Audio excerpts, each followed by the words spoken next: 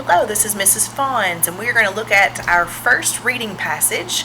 I have that in front of me. I also have a pencil and a highlighter. It's okay if you don't have a highlighter, but you will need something to write with. I also am going to use a timer. So I'm just pulling my phone up here. I'm going to time myself, and we'll talk about that in just a minute. You do not have to do that, but that's an option if you want to grab something to time yourself. So today is Tuesday, so we're going to look at the best part, our passage for the week, and we're going to look at Tuesday's questions. So I'm going to go there quickly before we start reading. I did want to mention that yesterday, Monday's questions on Labor Day, so you didn't have to do this, but if you'd like to, that's why I have my timer out. You can see how long it takes you to read the entire story, write down the minutes and seconds, and record that time. And then maybe later on in the week, because we'll be reading the story every day, this passage, see if you can improve on your time. Because this week, we're reading this piece of fiction, and we're focusing on fluency. Well, there we go. Fluency is really how easily and accurately you're able to read, and also with using expression as you're reading. Okay, so you're going to hear that word a lot. So we're working on fluency this week. So I do encourage you at some point to try to read this passage and use a timer to see how long it's going to take you to read it, and then try to kind of beat your time, improve on your reading fluency. So today's questions for Tuesday, it's asking us to reread the story, but this is our first time reading it actually, aloud to someone. Have the person you read to sign their name below. I'm getting ready to read the story out loud to you. You can pause me or stop me if you don't want to finish the video, and if you want to read this on your own, that is fine. I do encourage you to do that. Later on in the week, it's going to ask you to do the same thing. You can read the story on your own on those days, or you can come back to this video to re-listen to me reading it out loud. It's totally up to you, and I'm trusting that you'll do what's best for you. I'm just going to glance at our questions. Just that will help me if I know what I'm kind of looking for as I read. So this question says, Rachel's stomach felt like it was full of a swarm of bees. What does this sentence from the text tell you about Rachel? Another question, what part in the play did Rachel hope to get? Okay, so far I don't know who Rachel is. I don't know what part in the play that she wanted, but I know that when I hear that in the story, that might be something that I highlight or underline with my pencil. Also, it's asking to support your answer with evidence from the text, and that's something important, a skill that we make sure we want to learn in 5th grade is how to not necessarily always get our answer, but then how did we know that? How can we find evidence from the text that helped us to figure that answer out? Also, we're determining the meaning of the word maneuvered in the story. So we're going to listen for that word, and it is in bold, so we can definitely pick that out in the story and find out what the meaning of the word is in that part of the sentence. This other sheet I was going to show you, it's just if you need some more space as you're filling out your answers throughout the week, you can use this space for that to show more of your thinking. Also at the bottom of the page it shows your progress, so I will be recording videos each day to go over the answers, but if this is something that you want to do on your own and then you just want to check back in with me on the videos to look at your answers and then keep track of how many you got correct, that's what this space is for.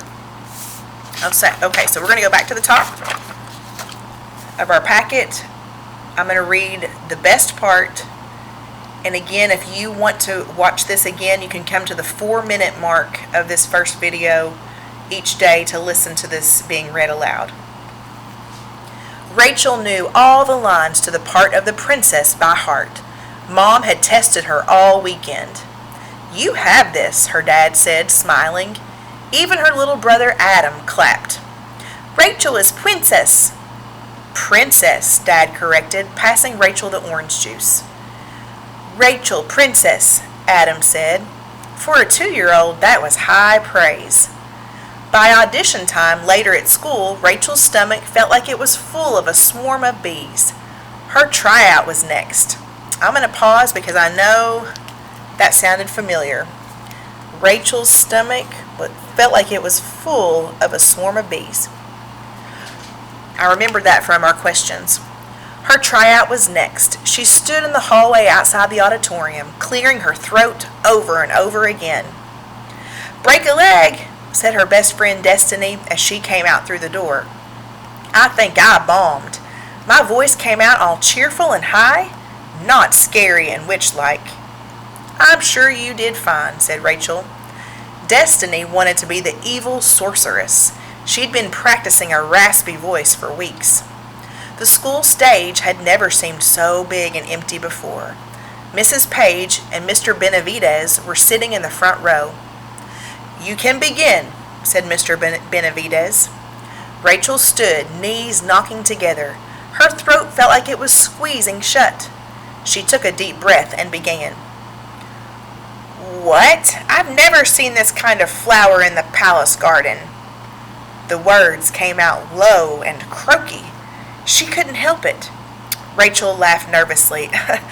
Her laughter sounded more like a cackle than the sweet, melodic giggle of Princess Lily.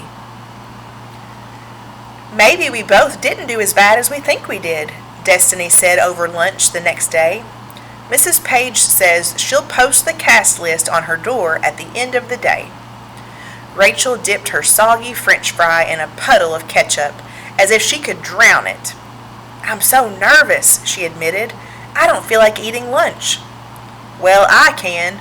Destiny took a bite of a carrot dipped in hummus. Yum, carrots give you courage. Besides, who wants to be the evil sorceress but me? Not you, my pretty, Destiny added in her cackling voice. Look, now that I don't need it, my voice came back. When Mrs. Page posted the list, a crowd of nervous fifth graders clustered at the door. Rachel swallowed hard. I can't look, she whispered to Destiny. You look. Destiny squeezed forward to get a good look at the list. Is this right, Mrs. Page? Destiny asked. Rachel maneuvered. There's that word. Rachel maneuvered herself to the front. Next to Princess Lily, she read the name Destiny Johnson. Next to Evil Sorceress, she read Rachel Gold. Let me put this up for us. There we go. I'm the Evil Sorceress? Rachel asked with surprise. But I didn't read that part. You two really mystified us, said Mrs. Page. But Mr. Benavides and I agreed that while you read one part, your voices and acting were perfect for these roles. Destiny sounded like a sunny princess, and you had a marvelous cackle. Rachel, I know you wanted to be the princess, Destiny said. Are you mad at me? No way, my pretty, Rachel screeched to her best friend.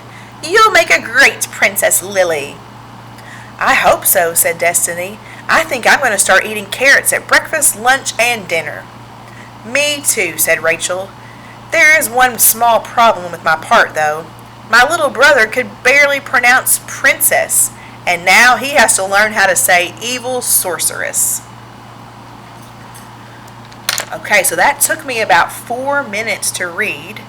So if you want to read, if you need this read aloud to you again, come back to this video at the 4-minute mark each day that you're going over the questions. Okay, so thanks for hanging with me. Now let's go over to our questions. Also, you don't have to listen to me. You can always read this on your own. Okay, so I'm going to look at this question. Rachel's stomach felt like it was full of a swarm of bees. What does this sentence from the text tell you about Rachel? I remember when I highlighted that, so I'm going to go back over there. I know this was during her audition time, and I know that she was probably feeling pretty nervous. And it said that Rachel's stomach felt like it was full of a swarm of bees. Her tryout was next. And she stood in the hallway, and she was clearing her throat over and over again. So I feel like this sentence tells me that Rachel was nervous. So that's what I'm going to write. Rachel. If I don't know how to spell that, I can look right here. It's part of the question. Rachel was nervous. And you might have a different word that you choose. There can be more than one right answer. What part in the play did Rachel hope to get? Support your answer with evidence from the text. Okay, so I know that I remember Rachel's brother was saying princess at the very beginning. I remember that part. So I'm going to highlight that section. I remember it being at the very beginning. Yeah, her little brother said Rachel is princess. they're having a conversation about being princess. That's one of my evidence, my text evidence.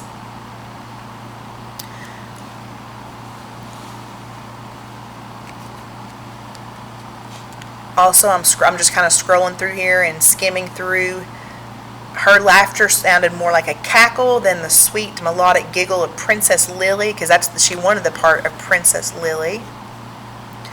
And I know there's more evidence down here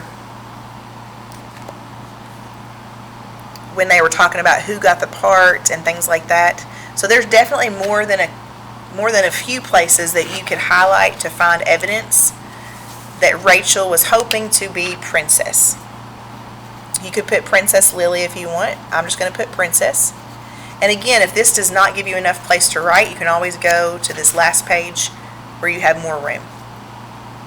Determine the meaning of the word maneuvered in the story. Well, I think I know what maneuvered means, but I'm going to glance back over. I remember this was bold, and I also highlighted it. Rachel maneuvered herself to the front. So this is when they were trying to find out who had gotten what part. So I think that word would mean that she moved herself to the front. So over here, for the meaning of the word maneuvered in the story, I'm going to put moved. She moved. She maneuvered. That really is a synonym. It's a word that means the same as maneuvered. Okay, so that was Tuesday's questions. Great job if you made it to the end. If you want to read the story aloud, you can have somebody sign that they have listened to you. Also, if you want to look over at Monday's questions and also time yourself as you read, that would be awesome too. Okay, I'll see you back tomorrow for Wednesday's questions about this same passage. Great job, guys and girls.